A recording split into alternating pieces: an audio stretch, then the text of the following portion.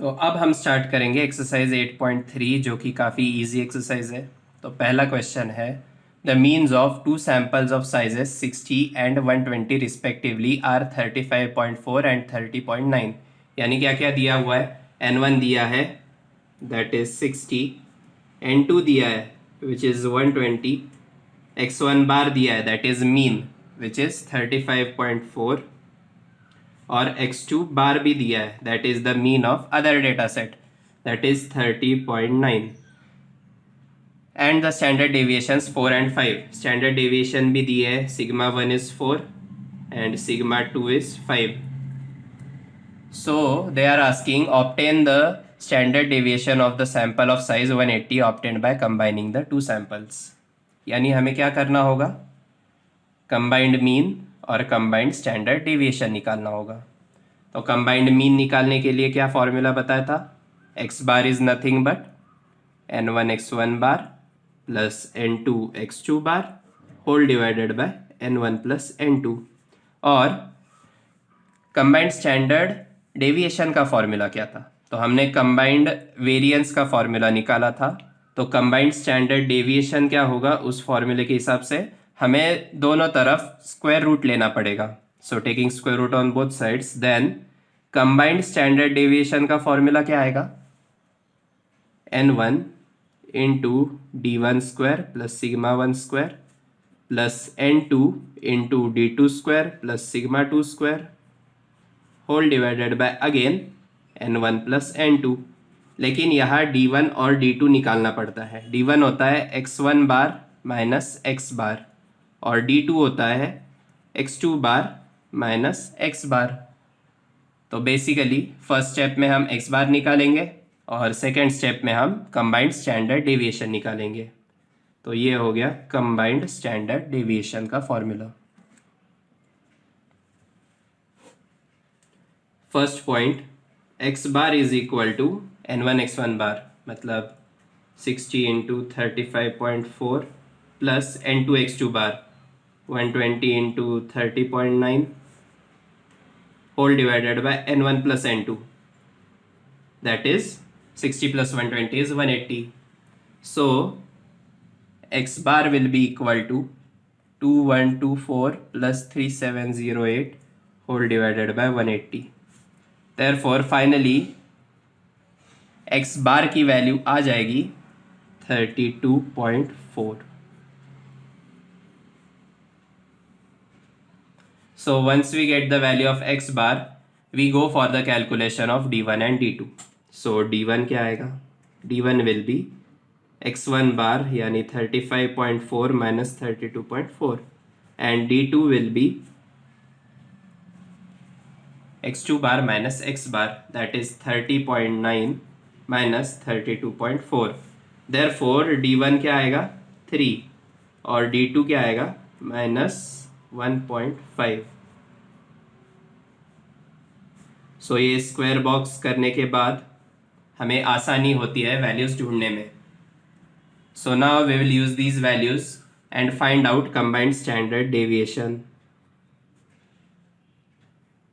Combined standard deviation का formula क्या है, under root N1 into N1 क्या है 60 into D1 square will be 3 सा square 9 plus sigma 1 square, sigma 1 is 4, that's why square will be 16 plus N2 is 120 times D2 square.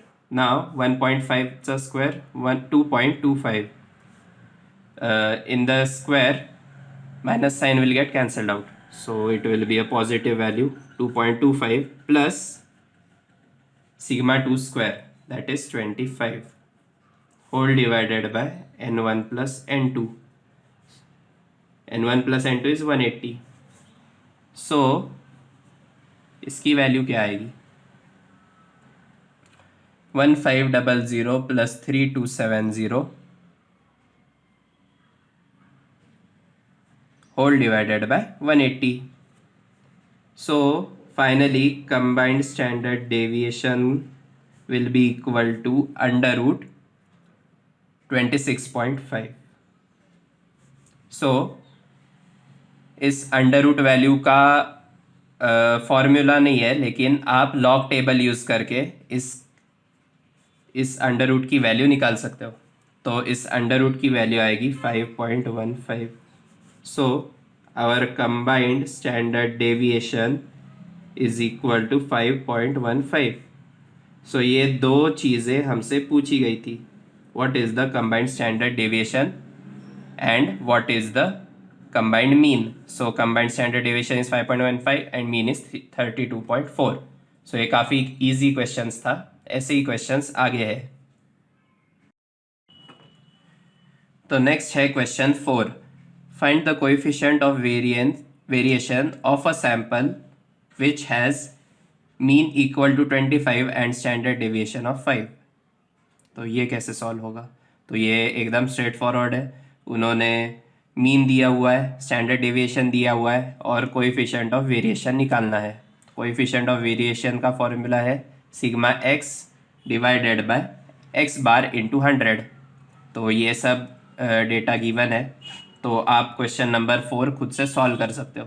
Question number 4 का answer आता है 20, मतलब coefficient of variation है 20। हम question number 5 solve करेंगे। Question number 5 में दिया है a group of 65 students of class 11th have their average height 150.4 centimetre, यानी मीन दिया हुआ है, with coefficient of variation 2.5%। What is the standard deviation of their height? तो ये काफ़ी इजी क्वेश्चन है। मीन दिया हुआ है that is X bar which is equal to 150.4 centimetre. उसके बाद कोएफिशिएंट ऑफ वेरिएशन दिया हुआ है दैट इज 2.5%, और फाइंड आउट स्टैंडर्ड डेविएशन। तो ये कैसे फाइंड आउट होगा? सिंपल है, कोएफिशिएंट ऑफ वेरिएंस का फॉर्मूला यूज करके हम सिंपली वैल्यू सब्स्टिट्यूट करके सिग्मा एक्स निकाल सकते हैं। इधर मैं फॉर्मूला लिख लेता हूँ पहले। सिग्मा एक्स का क्या होगा? Coefficient of variation into X bar whole divided by 100। तो इस फॉर्मूला में हम सब्स्टिट्यूट कर सकते हैं sigma X is equal to 2.5 into 150.4 whole divided by 100। So इसकी वैल्यू क्या आएगी finally? Sigma X will be equal to 3.76। Hence, standard deviation is 3.76 centimeter.